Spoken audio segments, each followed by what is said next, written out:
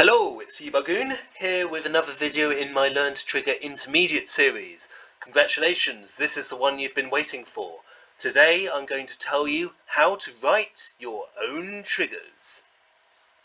I've got a text file open here.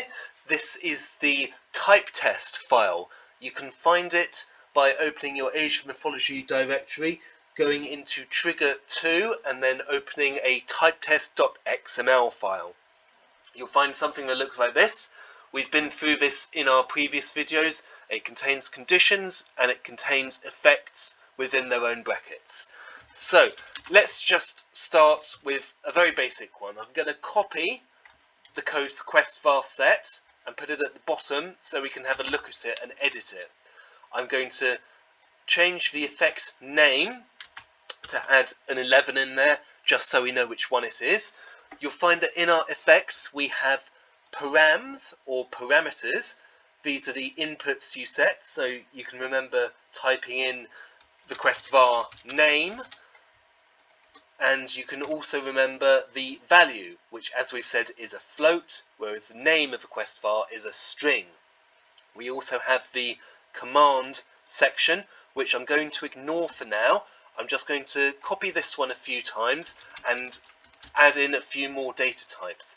So we've got floats, we've got strings, you may remember we have integers, we have bools, and then we have area for vector, and we have unit for selecting a unit, even though this does return an integer.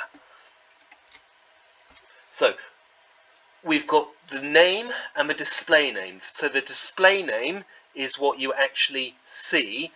This is a string which I think is for international use, but we can just ignore it and get rid of it. I'm just going to change all of these to represent the sorts of data that each one is looking at, and then we can just try this and see what happens. With the bool, 0 is not a valid bool, so if we run this our trigger won't work, so we need a true or a false in there.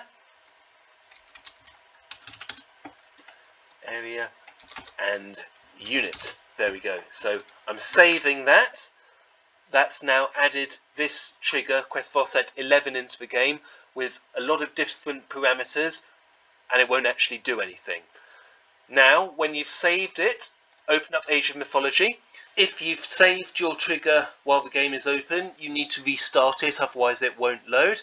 A quick way of doing this is pressing on the Steam icon and then pressing reload assets to get the game to do a fast restart and include your changes.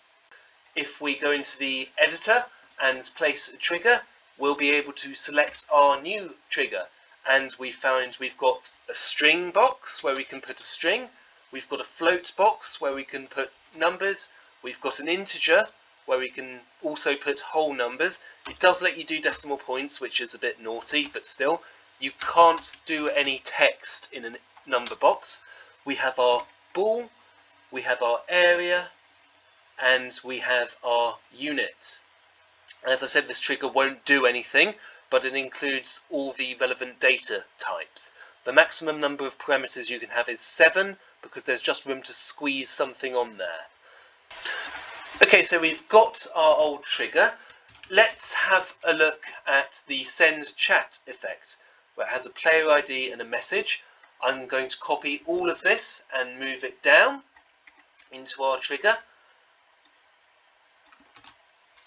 I'm going to change this to QV1, that's the quest var that we get in our type. So let's write quest var in the display name because it's what the player is going to be doing. Now, the command code I've copied is a line of code telling Age of Mythology to send a chat from player whatever this number is. You'll see it's the player ID, the parameter name, not the display name, and that takes the form of an integer. So I could replace that with a 0 to get player 0 to send a chat, and then delete this completely because it's not needed because I've coded it. Then we have the string being sent. It's a string because we've got those quotation marks there, and then we've got the message being sent, which is the string the player is going to type in there. Now, let's have it set so that we have the message and then our quest var afterwards printed out in an integer form. How are we going to do this? So we're going to do it the same way we would do anyway. So we've got our string defined by these quotation marks. I'm going to put lots of spaces in there because we want to leave them well alone. What would we normally type after our message? We'd use our special code. So we'd close the string, we'd add more data, then we'd add again to reinstate the string. What do we want to add in here? Well, it's just the normal code that we've been using time and again. However, this time, what's the quest var name going to be?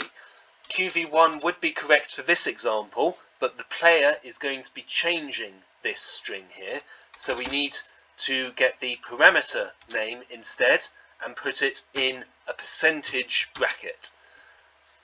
That's all we need to do for this trigger. So if we close the spaces and run Age of Mythology, let's see what this one does.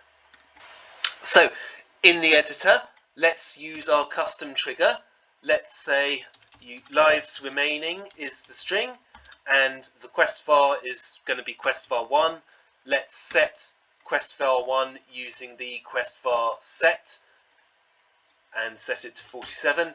And now when we test, look what happens. We get a chat from player 0 saying lives remaining 47. That trigger's worked exactly as intended. And now if we look at the trigtemp from this scenario, we see the string printed out in much a similar way to what our trigger is. I'm going to copy this and put it next to the line in our type test so we can see what's actually happened. So we've lost the command tag and we've got our chat send 0. This time instead of the message option, we've got what we've put in the box and we've got our quest var.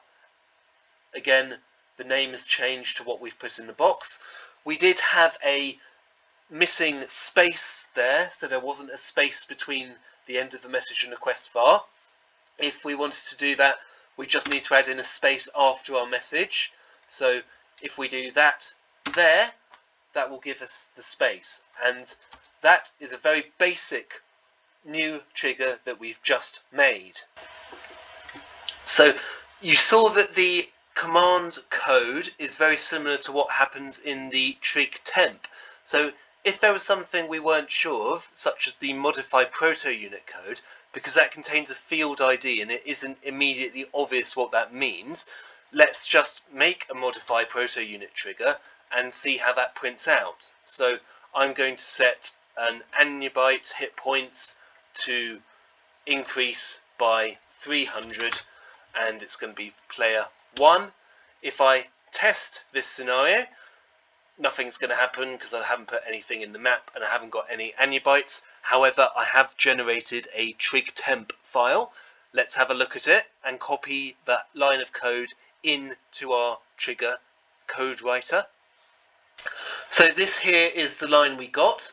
Modify the proto unit annubyte of player 1. This 0 here refers to the hit points field and by 300. So if we just copy this line of code and put it in a command tag, we've now changed this trigger so that the parameters are completely irrelevant and it's going to increase the health of player 1 annubytes by 300. And that's most of what I wanted to show you in this video. So you should now be able to make your own triggers.